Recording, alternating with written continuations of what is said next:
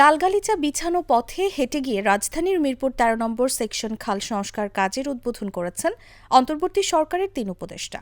এ ধরনের একটি ছবি সামাজিক যোগাযোগ মাধ্যম ফেসবুকে ছড়িয়ে পড়েছে। এ নিয়ে চলছে আলোচনা সমালোচনা।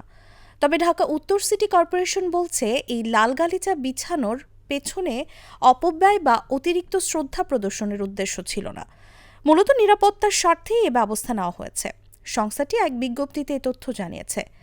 সরেজমিনে দেখা যায়, রবিবার সকাল ১০টার দিকে সংস্কার কাজের উদ্বোধনের জন্য ময়লা আবর্জনা পরিষ্কারে একটি ভাসমান এক্সকাভেটর খালের ওপর রাখা হয়।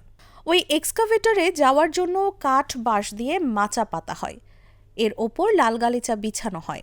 পরে ওই লালগালিচার ওপর দিয়ে হেঁটে এক্সকাভেটরের ওপর ওঠেন ৩ উপদেষ্টা। পরে বেলা ১১টার দিকে ওই ছবি ফেসবুকে ছড়িয়ে পড়ে।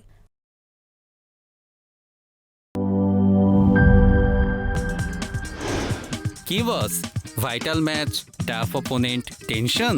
কাম অন ব্রো, অপোনেন্টকে নিয়ে ভাবার সময় আছে। আসল অলরাউন্ডারের কাজই তো হলো যে কোনো টাফ সিচুয়েশনে টিমকে অলরাউন্ড প্রোটেকশন দেওয়া। জাস্ট লাইক মাই টাইলক্স, যার অ্যান্টিব্যাকটেরিয়াল এজেন্ট টয়লেটের কোনায় কোনায় পৌঁছে ৯৯% জীবাণু ধ্বংস করে, টয়লেটের কঠিন দাগ ও দুর্গন্ধ দূর করে টয়লেটকে রাখে ক্লিন আর সুবাসিত। টাইলক্স টয়লেট ক্লিনার, ক্লিন মানেই টাইলক্স।